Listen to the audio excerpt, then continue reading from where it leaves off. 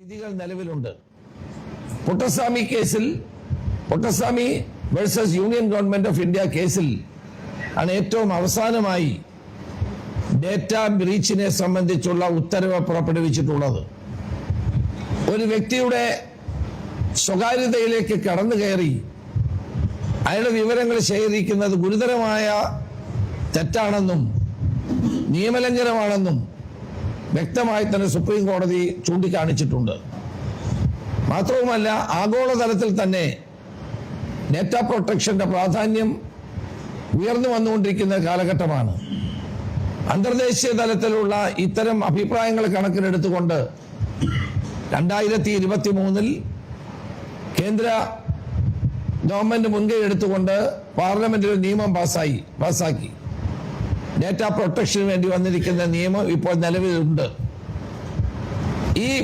ഇതെല്ലാം നിലനിൽക്കെയാണ് കേരളത്തിന്റെ മുഖ്യമന്ത്രി കേരളത്തിലെ മുഴുവൻ ജീവനക്കാരുടെയും പെൻഷൻകാരുടെയും സംരംഭകരുടെയും GST അടയ്ക്കുന്ന മുഴുവൻ വ്യവസായികളുടെയും സംരംഭകരുടെയും അതോടൊപ്പം തന്നെ MSME നടത്തുന്ന ചെറുകിടക്കാരായ ആ വ്യവസായികളുടെ പേരിൽ ഉൾപ്പെടെ മെസ്സേജുകൾ അയക്കുന്ന അസാധാരണമായ സാഹചര്യം നമ്മൾ കണ്ടുകൊണ്ടിരിക്കുന്നത്. ജീവനക്കാരുടെ വിവരങ്ങൾ എങ്ങനെ ലഭിച്ചുവെന്ന് ബഹുമാനപ്പെട്ട ഹൈക്കോടതി ഇന്നലെ മുഖ്യമന്ത്രിയോട് ചോദിച്ചു. ഇപ്പോൾ ഈ കത്ത് പുറത്തു വന്നതോടുകൂടി എങ്ങനെയാണ് ഉദ്യോഗസ്ഥന്മാരുടെ വിവരങ്ങൾ മുഖ്യമന്ത്രിക്കും മുഖ്യമന്ത്രിയുടെ ഓഫീസിനും കിട്ടിയത് എന്ന് പകൽ പോലെ വ്യക്തമാവുകയാണ്. ഈ കത്തിന്റെ കോപ്പി ഞാൻ നിങ്ങൾക്ക് ഇപ്പോൾ ഇട്ടു തരുന്നതാണ്. മാത്രമല്ല, ഔദ്യോഗിക ആവശ്യങ്ങൾക്ക് വേണ്ടി മാത്രം ഉപയോഗിക്കുന്ന ഏറ്റവും കോൺഫിഡൻഷ്യൽ ആയിട്ടുള്ള ഈ വിവരങ്ങൾ സ്പാർക്കിലുമുണ്ട്. ആ സ്പാർക്കിലെ വിവരങ്ങളും പുറത്തു വന്നു. ഒരിക്കലും ഒരാൾക്ക് പോലും അപ്രോച്ചബിൾ അല്ലാത്ത ഈ ഡേറ്റകൾ പുറത്തു വന്നതിന് പിന്നിൽ ഒരു വലിയ രാഷ്ട്രീയ ഗൂഢാലോചനയുണ്ട്. CPM-ന്റെയും ഇടതുമുന്നണിയുടെയും തെരഞ്ഞെടുപ്പ് പ്രചരണത്തിന് വേണ്ടി സർക്കാരിന്റെ ഔദ്യോഗിക രേഖകളും ഡേറ്റകളും ദുരുപയോഗം ചെയ്യുന്നത് നിയമവിരുദ്ധമാണ്, ചെയ്യാൻ പാടില്ലാത്ത കാര്യമാണ്. ഇത് മുഖ്യമന്ത്രിയുടെ നിർദ്ദേശാനുസരണം അദ്ദേഹത്തിന്റെ OST നൽകിയ കത്ത് ഒളിപ്പിച്ചു വെച്ച് ഇനിയും ഹൈക്കോടതിയിൽ സത്യവാങ്മൂലം നൽകുമോ എന്നാണ് ഇനി അറിയേണ്ടതായിട്ടുള്ളത്. ഈ കത്ത് പുറത്തു വന്നതോടുകൂടി മുഖ്യമന്ത്രിയുടെ അറിയാതെ അദ്ദേഹത്തിന്റെ OST കത്തെഴുതില്ലെന്ന് എല്ലാവർക്കും അറിയാമല്ലോ.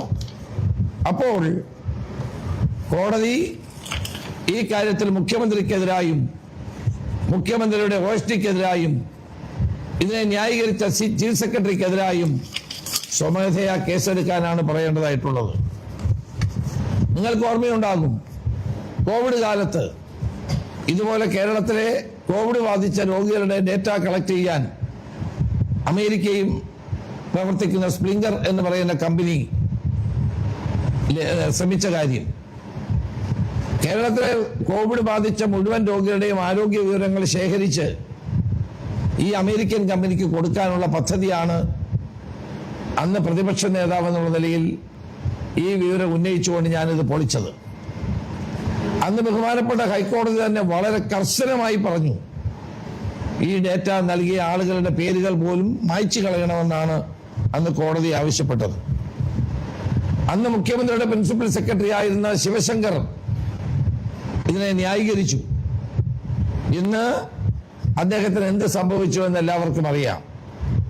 അപ്പോൾ എനിക്ക് പറയാനുള്ളത്, ഇതിനെ ന്യായീകരിക്കുന്ന ചീഫ് സെക്രട്ടറിക്കും മറ്റുദ്യോഗസ്ഥന്മാർക്കും ശിവശങ്കറിന്റെ പാതയിലൂടെ പോകേണ്ടി വരും എന്ന മുന്നറിയിപ്പ് കൂടി നൽകാൻ ഞാൻ ആഗ്രഹിക്കുകയാണ്.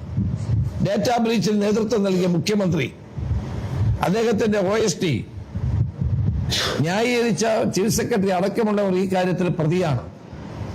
അതുകൊണ്ട് ഇവർക്കെതിരെ, മുഖ്യമന്ത്രി ഉൾപ്പെടെയുള്ളവർക്കെതിരെ കേസെടുക്കേണ്ട ഒരു സാഹചര്യമാണ് കേരളത്തിൽ വന്നു ചേർന്നിരിക്കുന്നത്. മാത്രവുമല്ല, ഇത് തെരഞ്ഞെടുപ്പിന് വേണ്ടി വ്യാപകമായി ഈ ഡേറ്റകൾ ദുരുപയോഗം ചെയ്യപ്പെടുകയാണ്. പല ആളുകളും ചോദിക്കുന്നുണ്ട്, ഞങ്ങൾക്ക് എങ്ങനെ ഈ മെസ്സേജ് വരുന്നു? ബഹുമാനപ്പെട്ട ഹൈക്കോടതി ജഡ്ജിമാർക്ക് വരെ മെസ്സേജ് വരികയാണ്. അസാധാരണമായ ഡേറ്റ ചോരണമാണ് ഇവിടെ നടന്നിരിക്കുന്നത്. It's a breach of data privacy. Data പ്രൈവസിയുടെ നഗ്നമായ ലംഘനം ഇവിടെ ഉണ്ടായിരിക്കുന്നു. ഒരു വ്യക്തിയെ സംബന്ധിച്ചിടത്തോളം അയാളുടെ വിവരങ്ങൾ എന്ന് പറയുന്നത് ഏറ്റവും പ്രധാനപ്പെട്ടതാണ്. ആ വിവരങ്ങൾ ചോർത്തിയെടുക്കാൻ ഒരു ഗവൺമെന്റും അധികാരമില്ല. ആ ചോർത്തിയെടുത്ത് അവരിലേക്ക് മെസ്സേജുകൾ അയക്കുകയും അവരെ തെരഞ്ഞെടുപ്പിൽ വോട്ട് ചോദിക്കുകയും ചെയ്യുന്ന മുഖ്യമന്ത്രിയുടെ ഈ നടപടി അങ്ങേയറ്റത്തെ ലജ്ജാകരമാണ്, ജനാധിപത്യ വിരുദ്ധമാണ്. ഇതിൽ ബഹുമാനപ്പെട്ട കോടതി നടപടികളുമായി മുന്നോട്ട് പോകുമെന്ന സമ്പൂർണമായ വിശ്വാസമാണ് എനിക്കുള്ളത്. ഞാൻ ഈ കത്ത് നിങ്ങൾക്ക് എല്ലാവർക്കും ഇപ്പൊ നൽകുന്ന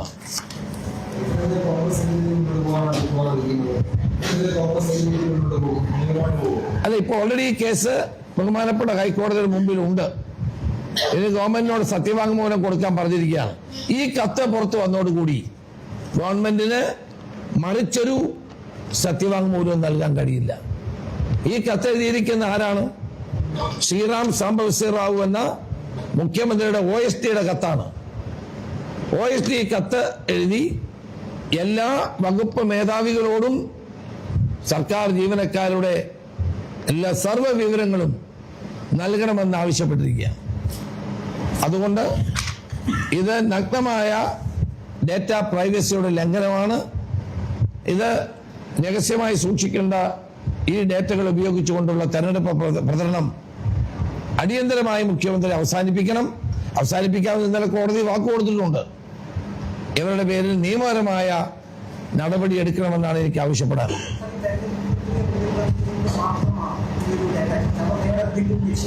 എന്ത് ലക്ഷ്യമാണ് ഈ അവസാന കാലത്ത് ചെയ്യേണ്ടതായിട്ടുള്ളത്?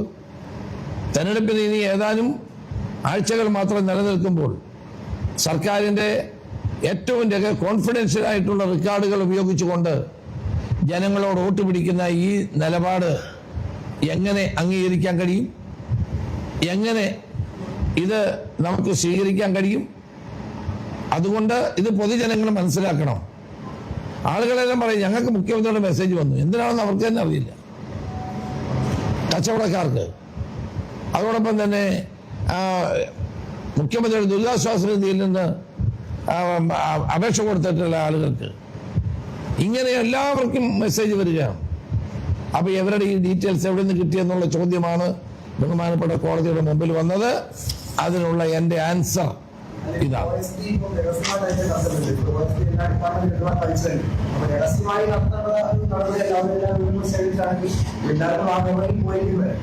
അതെ, സാധാരണഗതിയിൽ അങ്ങനെ കളക്ട് ചെയ്താൽ അത് കോൺഫിഡൻഷ്യലായി സൂക്ഷിക്കേണ്ടതാണ്.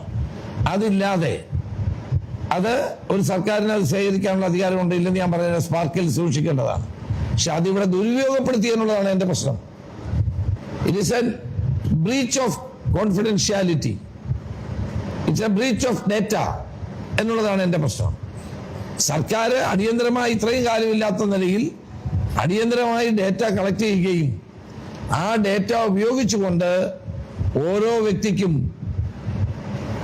മുഖ്യമന്ത്രി തന്നെ നേരിട്ട് കത്തയക്കുന്നു, നേരിട്ട് കാര്യങ്ങൾ അവരോട് ആവശ്യപ്പെടുന്നു. എന്റെ BA ഉണ്ട് ഹരികുമാർ, അദ്ദേഹത്തിന് ഡിയർ മിസ്റ്റർ ഹരികുമാർ എന്ന് പറഞ്ഞിട്ടാണ് തുടങ്ങുന്നത്.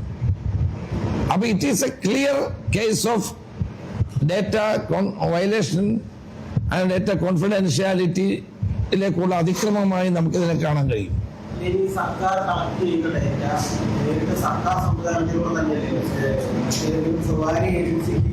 അതെല്ലാം നമുക്ക് അറിയണം. ഇനി സ്വകാര്യ ഏജൻസിയാണോ കൊടുത്തത്? IT മിഷനാണ്. അങ്ങനെ തെരഞ്ഞെടുപ്പിൽ വോട്ട് പിടിക്കാൻ പറ്റുമോ? ഈ ഡേറ്റ എങ്ങനെ മുഖ്യമന്ത്രിക്ക് ആക്സസ് ആയി? സാധാരണഗതിയിൽ ഒരു ഉദ്യോഗസ്ഥന് പോലും ആക്സസിബിൾ അല്ല, ഏതെങ്കിലും മേലുദ്യോഗസ്ഥന് പോലും ഇത് ആക്സസിബിൾ അല്ല. ഈ ഡേറ്റ, സ്പാർക്കിലുള്ള ഡേറ്റ മറ്റൊരു ഉദ്യോഗസ്ഥന് പോലും അവൈലബിൾ അല്ല. ആ സാഹചര്യത്തിലാണ് ഈ ഡേറ്റ മുഴുവൻ കളക്ട് ചെയ്ത് ഇതിൽ പറഞ്ഞ പ്രകാരം മുഴുവൻ വിവരങ്ങളും കളക്ട് ചെയ്ത് അവർക്കെല്ലാം മെസ്സേജ് അയക്കുന്നത്. എന്ന് പറയുന്നത് പ്രധാനമന്ത്രിയുടെ മെസ്സേജിൽ സുപ്രീം കോടതി ഇതുവരെ ഇടപെടുകയോ തെറ്റം പറയുകയോ ചെയ്തിട്ടില്ല. ആ ഒരു സാഹചര്യത്തിൽ തെറ്റാണെന്നതാണ്. അല്ല, പ്രധാനമന്ത്രി അങ്ങനെ ചെയ്യുന്നുണ്ടെങ്കിൽ ഏത് പൗരനും കോടതിയിൽ പോകാനുള്ള അവകാശമുണ്ട്. ഇത് നമ്മളായാലും ആവശ്യപ്പെടാതെ നമ്മുടെ രഹസ്യ വിവരങ്ങൾ ചോർത്തിയെടുക്കുന്ന പ്രധാനമന്ത്രി ആയാലും മുഖ്യമന്ത്രി ആയാലും ചെയ്ത തെറ്റാണെങ്കിൽ തെറ്റല്ലേ? പ്രധാനമന്ത്രി തെറ്റ് ചെയ്തുകൊണ്ട് മുഖ്യമന്ത്രി തെറ്റ് ചെയ്യണമെന്നുണ്ടോ? നിങ്ങളൊരു കാര്യം മനസ്സിലാക്കണം. ഡേറ്റ എന്ന് പറയുന്ന ഒരു വ്യക്തിയുടെ അവകാശമാണ്. എന്റെ ഡേറ്റ നിങ്ങൾക്ക് എടുക്കാനോ നിങ്ങളുടെ ഡേറ്റ എനിക്ക് എടുക്കാനോ കഴിയില്ല. അതിനാണ് പാർലമെന്റ് നിയമം പാസ്സാക്കിയിരിക്കുന്നത്. ഇതിന്റെ സ്വകാര്യത സംരക്ഷിക്കപ്പെടണമെന്നുള്ള സുപ്രീം കോടതിയിലെ പുട്ടസ്വാമി കേസിലും നിരവധിയായ കേസുകളും വിധിന്യായങ്ങളുണ്ട്. ഇവിടെ നമ്മുടെ കോൺഫിഡൻഷ്യാലിറ്റിയിലേക്കുള്ള കടന്നുകയറ്റമാണിത്. ഇത് അംഗീകരിക്കാൻ കഴിയുന്നതല്ല. സ്പ്ലിങ്കർ കേസിൽ തന്നെ ഞാൻ നിരവധി കോടതിയിൽ പോയപ്പോൾ കോടതി വ്യക്തമായി ഇത് പറഞ്ഞ കാര്യമാണ്. ഇതത്ര നിസ്സാരമല്ല. ഒരു വ്യക്തിയുടെ വ്യക്തിഗത വിവരങ്ങൾ മറ്റൊരാൾ ചോർത്തിയെടുക്കുന്നത് ഇന്നത്തെ കാലത്ത് വലിയ ഗുരുതരമായ തെറ്റാണ്. ഇത് അഫക്റ്റഡ് ആയ ആളുകൾക്ക് വേണേൽ കോമ്പൻസേഷൻ ആവശ്യപ്പെടാം. കോമ്പൻസേഷൻ കൊടുക്കാൻ ഗവൺമെന്റ് നിർബന്ധിതമാകും. അത് സാധാരണഗതിയിൽ ആൾ വിചാരിക്കും ഒരു ഫോൺ കോൾ വന്നല്ലേ എന്ന് വിചാരിക്കും. അങ്ങനെയല്ല. ഇതിനെ സംബന്ധിച്ചുള്ള അവബോധം നേരത്തെ കേരളത്തിലെ ജനങ്ങൾക്കുണ്ടായത് സ്പ്ലിങ്കർ കേസിലൂടെയാണ്. അപ്പോൾ സമാനമായൊരു കേസാണ് ഇവിടെ വന്നിരിക്കുന്നത്. ഇത് നിയമപരമായും രാഷ്ട്രീയമായും ഞങ്ങൾ നേരിടും.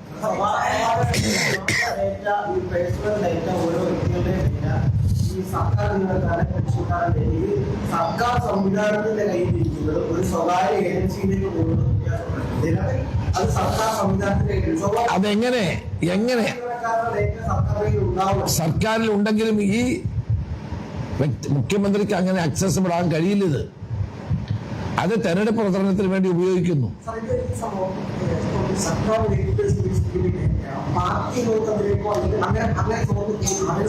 അതെല്ലാം നീ നോക്കേണ്ടി വരും, പരിശോധിക്കേണ്ടി വരും. ഇത് ഒരു മിനിറ്റ്. അല്ല, അത് ഞാൻ പറഞ്ഞില്ലല്ലോ. സർക്കാർ സംവിധാനം ഉപയോഗിച്ചുകൊണ്ട് തന്നെ നഗ്നമായ തെരഞ്ഞെടുപ്പ് പ്രചരണം നടക്കുകയാണ് ഇവിടെ. ശരിയാണോ ഇത്? ഡേറ്റ പ്രൈവസി എന്ന് പറയുന്നതിനെ പോലും ആ പ്രൈവസി അതിലംഘിച്ചുകൊണ്ട് ഓരോ വ്യക്തിയുടെയും ഫോൺ നമ്പറുകളും ഡീറ്റെയിൽസും എടുത്തിട്ട് ഇങ്ങനെ പ്രചരണം നടത്തുന്ന നടപടി ഡേറ്റ പ്രൊട്ടക്ഷൻ നിയമത്തിന് വിരുദ്ധമാണ്. അതുകൊണ്ടാണ് ബഹുമാനപ്പെട്ട ഹൈക്കോടതി തന്നെ ഇത് തടയാൻ ആവശ്യപ്പെട്ടത്. ഇപ്പോൾ ബഹുമാനപ്പെട്ട ഹൈക്കോടതി തന്നെ ആവശ്യപ്പെട്ടു ഇത് നിർത്തിവെക്കാൻ. ഗവൺമെന്റ് വക്കീൽ പറഞ്ഞു ഞങ്ങൾ നിർത്തിവെക്കും, ഇനി മെസ്സേജ് അയക്കില്ല എന്ന് പറഞ്ഞു. ഇത് വളരെ ഗുരുതരമായ തെറ്റാണ്. നിങ്ങൾ അതിന്റെ നിയമങ്ങൾ പരിശോധിച്ചാൽ മനസ്സിലാവുന്ന കാര്യമേ ഉള്ളൂ. ഒരു വ്യക്തിയെ സംബന്ധിച്ചിടത്തോളം അയാളുടെ ഡേറ്റ ഏറ്റവും പ്രധാനപ്പെട്ടതാണ്. ആ ഡേറ്റ മറ്റൊരാൾക്ക് കൈകാര്യം ചെയ്യാനുള്ളതല്ല. മുഖ്യമന്ത്രിക്ക് പോലും അത് കൈകാര്യം ചെയ്യാൻ അവകാശമില്ല. ഞാൻ പറഞ്ഞത് സ്പാർക്കിലുള്ള വ്യക്തിഗത വിവരങ്ങൾ ഒരാൾക്കും അപ്രോച്ചബിൾ അല്ല, ഒരാൾക്കും കിട്ടത്തില്ല. അതിന് പാസ്വേഡിലൂടെ അത് മറച്ചു വെച്ചിരിക്കുകയാണ്. അതെല്ലാം മുഖ്യമന്ത്രിയുടെ ഓഫീസ് എടുത്ത് അത് IT വകുപ്പിനെ കൊണ്ട് തന്നെ ഇത്തരം മെസ്സേജ് അയക്കുന്നത് ഡേറ്റ പ്രൈവസിക്കെതിരാണ്. അങ്ങനെ ചെയ്യാൻ പാടില്ലാത്തതാണ്. നിയമപരമായി തന്നെ ഞങ്ങൾ അതിനെ നേരിടും. പടക്കം വിളക്കൊന്നും അല്ലല്ലോ. ഞാൻ ഏറ്റവും പ്രധാനപ്പെട്ട തെളിവാണ് ഇവിടെ ഹാജരാക്കുന്നത്. മുഖ്യമന്ത്രിയുടെ ഓഫീസ് അറിഞ്ഞാണ് ഈ ഡേറ്റയുടെ വയലേഷൻ നടന്നത് എന്ന് ഞാൻ പറഞ്ഞതിനുള്ള ഏറ്റവും വലിയ തെളിവാണ്. ഇല്ലേ, ഗവൺമെന്റ് പറയട്ടെ. മുഖ്യമന്ത്രിയുടെ OSD officer on special duty അയച്ച കത്താണ്. ആ കത്ത് ഒരു കാര്യം സ്ഥാപിച്ചിരിക്കുന്നു: മുഖ്യമന്ത്രി അറിഞ്ഞാണ് ഈ ബ്രീച്ച് ഓഫ് ഡേറ്റ എന്നുള്ളത് വന്നിരിക്കുന്നത് എന്നുള്ളതിന്റെ തെളിവാണ് ഞാൻ ഇവിടെ അവതരിപ്പിക്കുന്നത്.